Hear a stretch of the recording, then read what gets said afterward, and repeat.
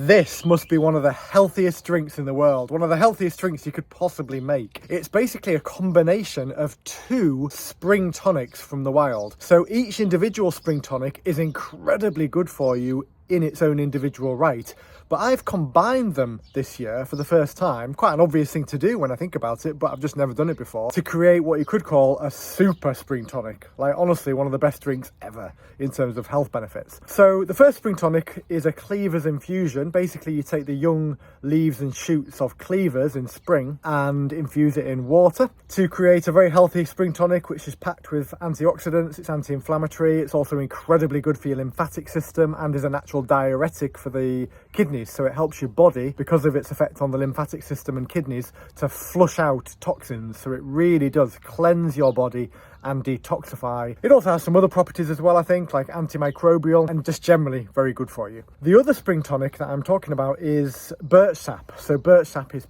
basically the sap from a birch tree, which you get in March, and that is loaded with vitamins and minerals and amino acids, and again packed with antioxidants, so incredibly anti-inflammatory. So this year, instead of using water to infuse the Cleavers in, I've used birch sap to infuse the Cleavers in, or to put it another way, I've infused Cleavers in birch sap instead of water, effectively combining these 2 incredible spring tonics into one super spring tonic, like a super drink. Bottoms up.